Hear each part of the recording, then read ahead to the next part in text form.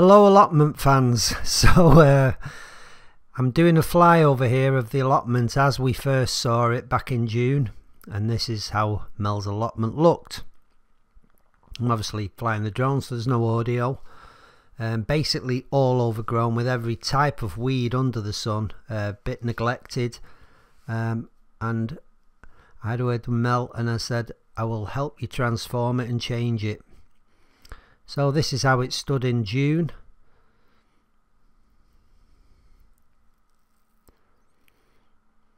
And on the 16th of June I got the strimmer, I cleared all the debris and rubbish off the plot and trimmed everything down and started covering the ground with sheets to stop the weed regrowing. And here we are on the 3rd of July.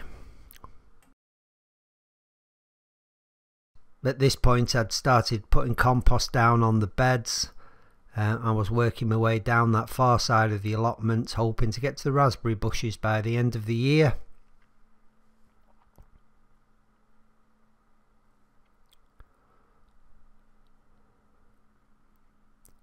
On the 17th of July I'd put some potatoes in there on the left. As you can see, the beds were made and covered, and I'd actually finished off up to the apple trees.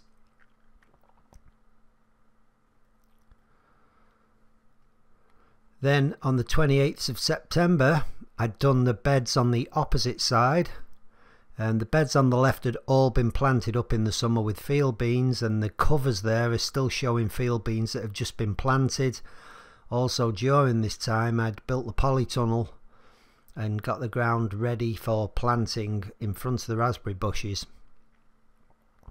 So here we are, right up to date on the 30th of November. There's 3 hot bins there on the left. These beds I'm pointing at here were all full of field beans. There's still a few little field beans in them. The second bed from the left had French beans in, which we had a beautiful harvest of them. Now these beans here, field beans in the end here on both sides, were planted much later. The beans in the other beds ended up getting a fungal disease chocolate spot, which kind of destroyed them, so I cut all them down and composted them.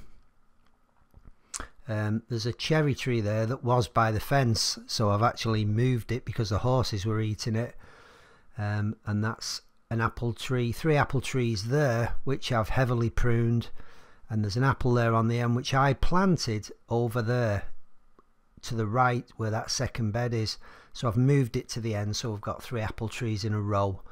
And these 2 beds here are the ones I've literally just made in the last sort of week or two, and I've further pruned the raspberries back. So as you can see, there's the polytunnel, and I am going to extend the polytunnel a little tiny bit, maybe 6 foot.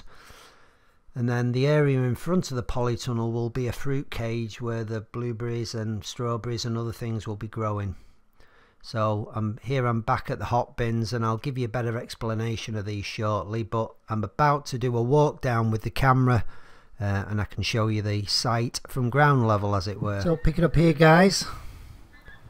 This is just as you walk in on the left, and that bed there had potatoes and squash in this year. That bed had French beans in, loads of French beans. The rest of the beds from here to the apple trees had field beans, which some suffered from a chocolate spot disease. We had to cut them down, and these are the remnants of the field beans, which are still going now in well, we're right at the end of November.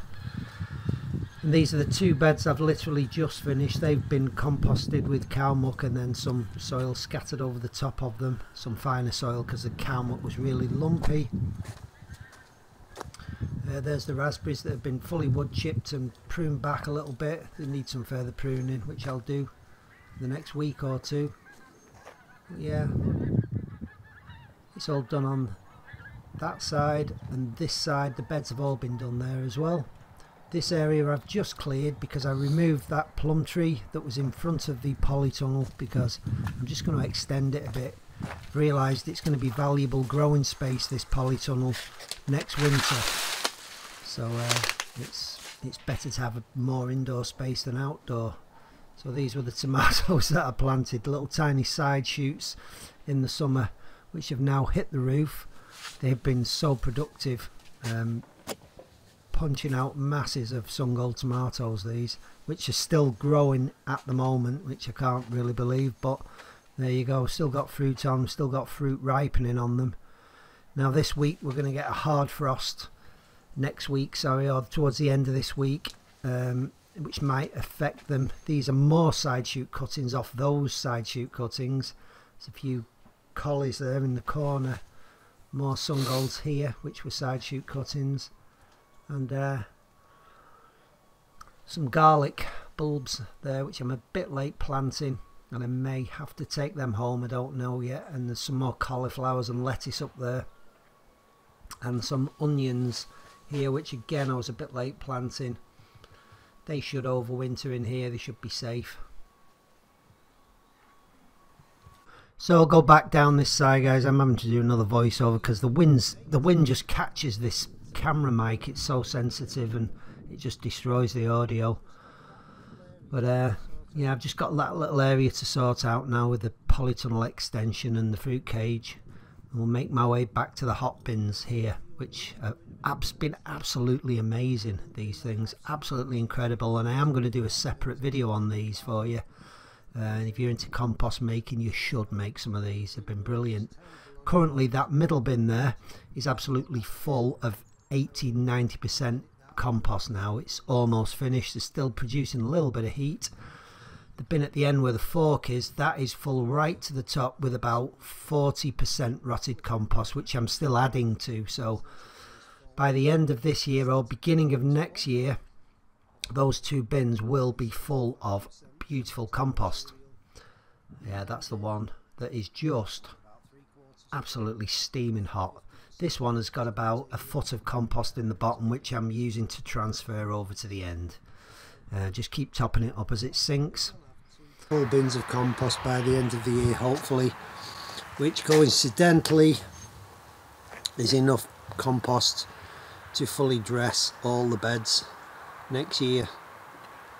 Of course, I will be carrying on producing compost next year, so I don't think the compost is going to be an issue. There's my little friend the robin there. There he is. So we'll leave it with Mr. Robin.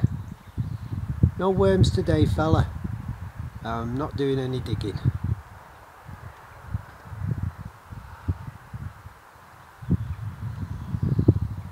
You'll have to see what you can find yourself, my old mate. Look at that, isn't he beautiful?